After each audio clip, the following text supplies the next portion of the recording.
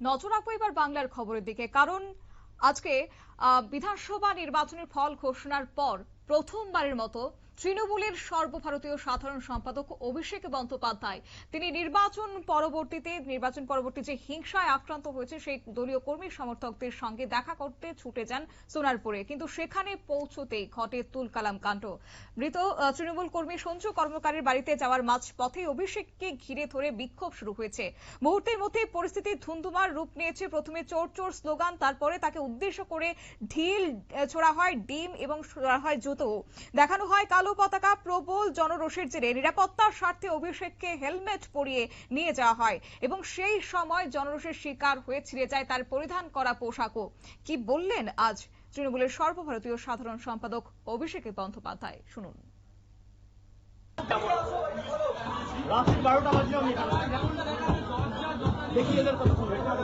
এদের বাড়ির তো দুরবস্থা, কি বলবেন অভিষেক? এদের বাড়ি তো ভাঙাচোরা, বাড়িতে থাকে।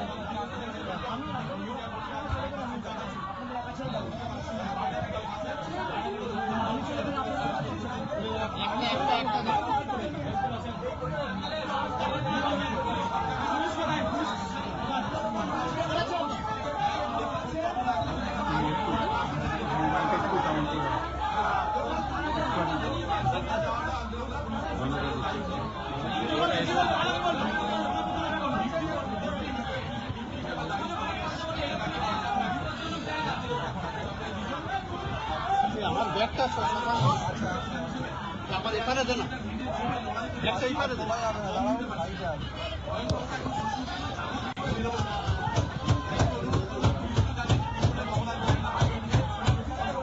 দেখুন দরজা লাগছে, দেখুন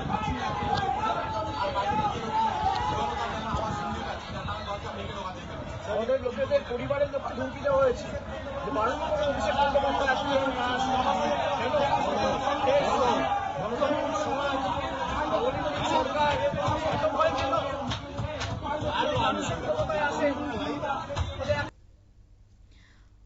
তৃণমূলের সর্বভারতীয় সাধারণ সম্পাদক অভিষেক বন্দ্যোপাধ্যায়ের প্রতিক্রিয়া আপনারা শুনলেন। তবে এই নির্বাচনের ফল ঘোষণার পর 3 সপ্তাহ পর প্রথমবার আজকে ছিল তার রাজনৈতিক কর্মসূচি। ভোট পরবর্তী হিংসায় আক্রান্ত দলীয় কর্মীদের পরিবারের সঙ্গে দেখা করতে সোনারপুরে ঢোকার মুখে জনসাধারণের তুমুল বিক্ষোভের মুখে তিনি পড়েছেন। অভিযোগ হচ্ছে পাটুলি থেকে কামরাবাদ পর্যন্ত বিভিন্ন জায়গায় কালো পতাকা হাতে গো ব্যাক স্লোগান দিতে শোনা গেছে। এরপর 4 চাকার গাড়ি ছেড়ে বাইকে চড়ে গন্তব্যের দিকে তিনি এগিয়ে যান। তাকে ঘিরে শুরু হয় এলাকার মানুষদের মধ্যে একটা ক্ষোভ বিক্ষোভ, ধুন্ধুমার রূপ নিয়েছে। ভিড়ের মধ্যে তাকে ঘিরে শুরু হয়েছে ধস্তাধস্তি।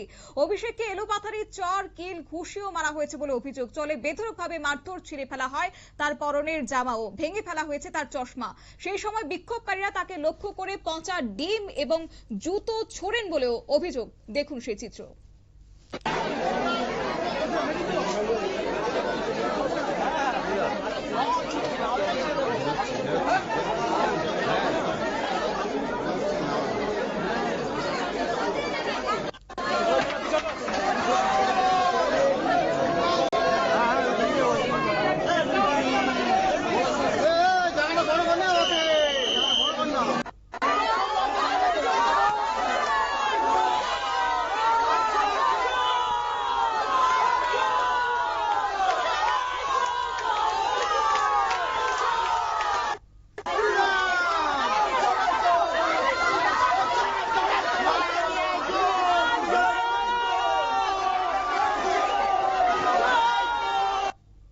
রাস্তায় ফেলে ওনাকে মারধর করা হয়েছে, ঝাঁটা দিয়ে মারারও চেষ্টা করা হয়েছে বলে অভিযোগ। বিক্ষোভ সামাল দেওয়ার চেষ্টা করতে অভিষেকের নিরাপত্তায় থাকা পুলিশ কর্মীরা সেখান থেকে ভোট পরবর্তী হিংসায় আক্রান্ত এক দলীয় কর্মীর বাড়িতে ঢুকে পড়েন অভিষেক বন্দ্যোপাধ্যায়। আমাদের সঙ্গে যুক্ত হয়ে গেছে প্রতিনিধি গোপাল শীল।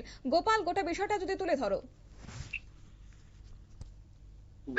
দেখো, তোমাকে বলে রাখি, তুমি জানবে আজকে সারা ভারতবর্ষের মানুষ, বাংলার মানুষ আজকে নজিরবিহীন এক ঘটনা দেখলো। চেয়ার চলে যাবার পর মানুষের যে কোনো জায়গা থাকে না।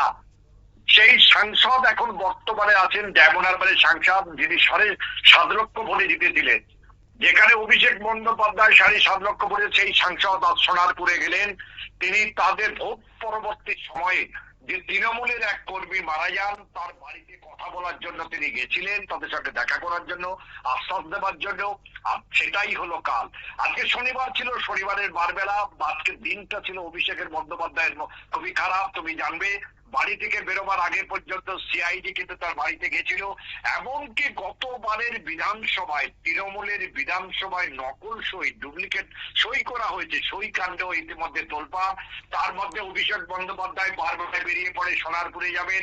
সোনারপুরে আসার পর হাজার হাজার মানুষ, যেখানে কিন্তু প্রশাসনের খুব একটা বেশি দেখা যায়নি, হাজার হাজার মানুষ তাকে ঘিরে ধরে, চোর চোর চোর স্লোগান, কালো পতাকা পর্যন্ত দেখায়, ডিম চুড়ে মারে, জুতো দেখায়, এমনকি মারধর, ধাক্কা ধাক্কি, জামা ছেঁড়া সবই চলে। শেষ পর্যন্ত প্রশাসন কিন্তু এসে পৌঁছায়। কিন্তু একটা প্রশ্ন কিন্তু থেকে যাচ্ছে, সে সর্বভারতীয় এখনো পর্যন্ত নেতা রয়েছে, সে তৃণমূল কংগ্রেসের নেতা। সে আজকের এলো, তো প্রশাসনকে দুদিন আগে জানিয়েছিল, কেন তারা দেখা করলো না, কেন প্রশাসন ছিল না, বারবার কিন্তু প্রশ্ন উঠছে। তবে তোমাকে বলি, শেষ পর্যন্ত তিনি তার জেদ বজায় রাখেন। যা ছেঁড়া জামা, চশমা ভাঙা, তাই নিয়ে কিন্তু তিনি পৌঁছে যান সেই কর্মীর বাড়িতে, পরিবারের সঙ্গে কথা বলেন। সেখান থেকে কঠোর নিরাপত্তা বার করা হয়। ইতিমধ্যে রুগীরাটি হসপিটালে বর্তমানে তাকে নিয়ে পরিস্থিতি যাওয়া কেমন হয়েছে। রয়েছে? এখন প্রতিবারের এখন শান্ত রয়েছে, সেখান থেকে বেরিয়ে গেছে। তবে মোটর সাইকেলে করে আসেন যে অভিষেক বন্দ্যোপাধ্যায়। আজ থেকে এক মাস আগে, নির্বাচনের আগে আসতে গেলে একদিন আগে থেকে হাজার হাজার পুলিশ ঘটনাস্থলে থাকতো, রাস্তা দিয়ে লোক যেতে পারতো না, ওই এলাকা দিয়ে কেউ যাবার ক্ষমতা ছিল না, ঘন্টার পর ঘন্টা গাড়ি দাঁড়িয়ে থাকতো, হেলিকপ্টারে আসতো। আজকে তিনি মোটর সাইকেলে করে আসেন। এটাও কিন্তু শিক্ষার ব্যাপার আছে, মানুষের জানার ব্যাপার আছে যে চেয়ার চলে গেলে চেয়ারের পরে আর কোনো মর্যাদা থাকে না। ধন্যবাদ। আপনারা শুনলেন। অন্যদিকে অভিষেক বন্দ্যোপাধ্যায় তিনি সংবাদ মাধ্যমকে জানান যে নির্লজ্জ দোকান কাটার মতো টিভির পর্দায় টাকা নিতে দেখা গেছিল।